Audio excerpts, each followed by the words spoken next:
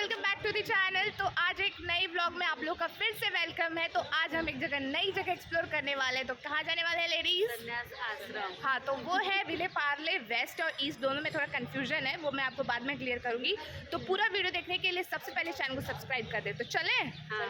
चलो let's go. Auto पे बैठने के बाद ऐसा लग रहा है कि गाड़ी खरीदना जरूरी हो गया है। वैसे मैंने स्टार्टिंग में जैसे बोला था कि ये विले पार्ले ईस्ट में है कि वेस्ट में, तो अभी ये क्लियर हो गया। ऑटो वाले भैया ने हमको बोला कि ये विले पार्ले वेस्ट में।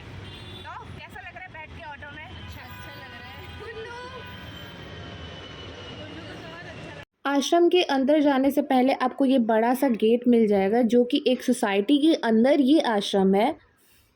लोग आ पहुँचे हैं ये आश्रम के पास, और सबसे नियरेस्ट स्टेशन पड़ता है विले पार्ले। तो हम भी फर्स्ट टाइम आए हैं, तो अभी पहुंच गए हैं। अब अंदर जाते हैं, देखते हैं कि कौन कौन सी मूर्तियां हैं, क्या क्या सारी चीज़ें हैं, वो मैं आपको वीडियो में दिखाती हूँ। संन्यास आश्रम, जिसे आप मंदिर भी कह सकते हैं, उसकी स्थापना विले पार्ले वेस्ट में हुई थी 20 जनवरी 1945 में, और इसकी स्थापना महामंडलेश्वर स्वामी महेश्वरानंद गिरी जी के द्वारा यहाँ की गई थी। हमने जैसे मंदिर में प्रवेश किया, सबसे पहले हमें नंदी महाराज जी दिखे। फिर हम थोड़ा आगे बढ़े तो हमें श्रीनाथ जी दिखे। फिर थोड़ा आगे बढ़े तो हमें प्रभु श्री राम, सीता मैया, लक्ष्मण जी, हनुमान जी के साथ दिखे। फिर हम थोड़ा आगे बढ़े तो हमें पार्वती परमेश्वर जी के दर्शन मिले।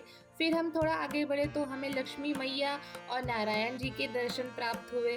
फिर हम थोड़ा सा आगे बढ़े तो हमें शंकर जी और पार्वती जी के दर्शन प्राप्त हुए, लेकिन यहाँ पे द्वार बंद होने के कारण हम उसे कैप्चर नहीं कर पाए।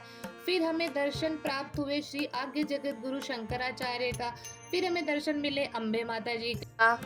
यहाँ पे हर रोज 2 बार आरती होती है, सुबह के 7:30 बजे और शाम के 7:30 बजे। और यहाँ पे सत्संग होता है सुबह के 7:30 बजे और शाम के 6:30 बजे। और हर संडे यहाँ पे हवन किया जाता है गायत्री माँ का।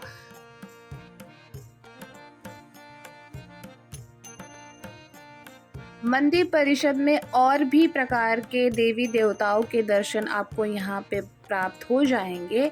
और मंदिर के अलावा यहाँ पे आपको बड़े बड़े त्योहारों पे बहुत ही श्रद्धालुओं की भीड़ यहाँ पे दिखने को मिल जाएगी।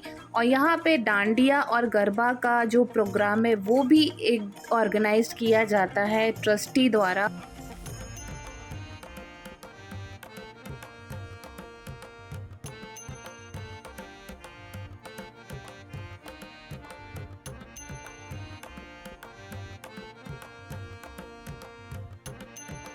वहाँ के पंडितों से बात करने के बाद मुझे पता चला कि जब श्रावण महीना शुरू होता है अगस्त के महीने में, तो यहाँ पे एक स्पेशल मूर्ति तैयार की जाती है, जो कि बनाई जाती है घी से।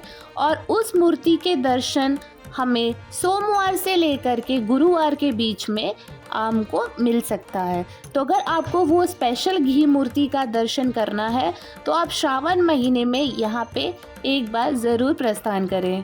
अगर आपको संस्कृत भाषा में अगर रुचि है तो यहाँ पे एक संस्कृत विद्यालय भी है, जहाँ पे करीबन 50 से लेकर के 100 विद्यार्थी हर दिन आते हैं यहाँ पे आचार्य जी से संस्कृत भाषा का ज्ञान प्राप्त करने।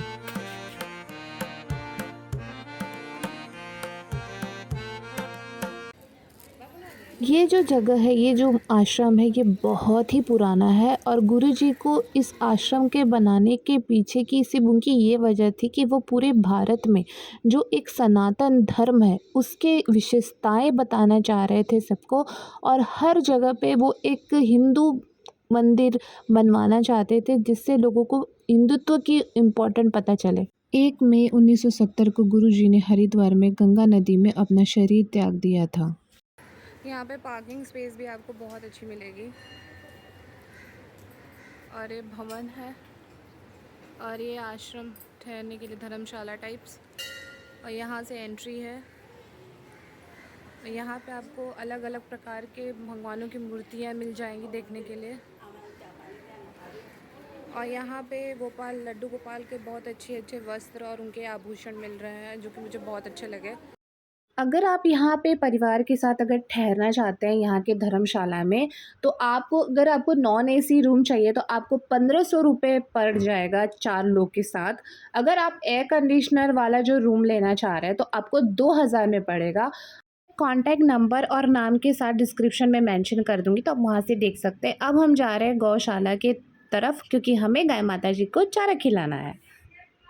यहाँ पे जो गौशाला का टाइमिंग है वो है सुबह के 7 से लेकर के 12 बजे तक और शाम के 4 बजे से लेकर के 8 बजे तक।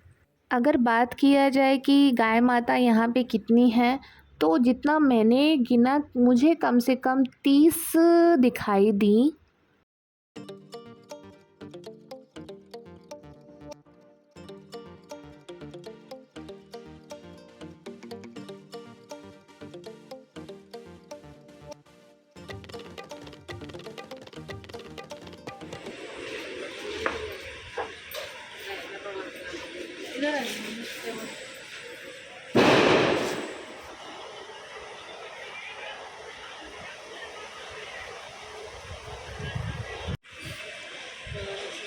हमारा यहाँ पे सारा दर्शन वर्शन हो गया। हम लोग यहाँ पे रुके थे, हमको थोड़ा सा चाय पीने की तलब लगी थी, क्योंकि शाम के टाइम में हम निकले थे घर से, चाय नहीं पिए थे।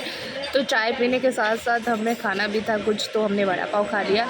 तो ये जो आश्रम है ये बेसिकली सनातन धर्म को रिप्रेजेंट करता है और ये जो आश्रम है 1945 से यहाँ पे है। अगर आपको इस आश्रम में आना है ना, तो सबसे नियरेस्ट स्टेशन पड़ेगा विले पार्ले। वहाँ से आपको ऑटो ले लेना है और वहाँ से विदिन 10 to 15 मिनट्स, मैं ज़्यादा ही बोल रही हूँ, 10 मिनट्स के अंदर आप यहाँ पे पहुँच जाओगे। और यहाँ पे सबसे अच्छी बात ये लगी कि आसपास में बिल्डिंग के लोग रहते हैं और उसके बीच में सेंटर में ये मंदिर है आश्रम में। मतलब यहाँ पे आप रह भी सकते हो। यहाँ पे धर्मशालाएँ भी हैं, यहाँ पे मंदिर भी है, यहाँ पे गौशाला भी है। यहाँ पे ना टाइम टू टाइम रुद्राभिषेक होता है, आरती होती है। सारा डिटेल में वीडियो में मेंशन कर दूँगी। और इसका जो टाइमिंग है ये भी सुबह के 6 से 12 रहता है, उसके बाद बंद रहता है आश्रम मंदिर। उसके बाद शाम को 4 से लेकर के रात के 9 बजे तक रहता है। तो इन बिटवीन इसी पीरियड में आप आइएगा अगर आपको यहाँ पे आना है। रिव्यू तो मैंने आप लोगों को बता दिया। अब भाभी मम्मी से उनका रिव्यू जानते हैं कि उनको कैसा लगा। तो आपको कैसा लगा यहाँ आकर के? मुझे तो बहुत अच्छा लगा यहाँ। शांति मिली? बहुत बहुत शांति है। ओके, तो अब मम्मी से पूछते हैं, मम्मी कैसा लगा आके? अच्छा लगा कि मतलब बीचों बीच इतने शोर शबाट में इतना अच्छा मंदिर आश्रम शांति है। यहाँ पे बहुत टाइप की मूर्तियाँ थी ना भगवान की। आप लोगों से क्या बोलना चाहेंगी इस जगह को लेके? हाँ, वो अच्छा लगेगा। ओके, एकदम शांति था, पूरा सभी गड्ढे थक गए। हाँ, ले भैया, कहीं भी जाएंगे तो थकेंगे। तो आप लोगों को हाईली रिकमेंड करूँगी कि अगर आपको ऐसे स्पिरिचुअलिटी जगह पे आना है तो आप यहाँ पे ज़रूर आइएगा। मैं बाकी डिटेल्स मेंशन कर दूँगी। तो मिलते हैं नेक्स्ट ब्लॉग में, तब तक के लिए आप लोग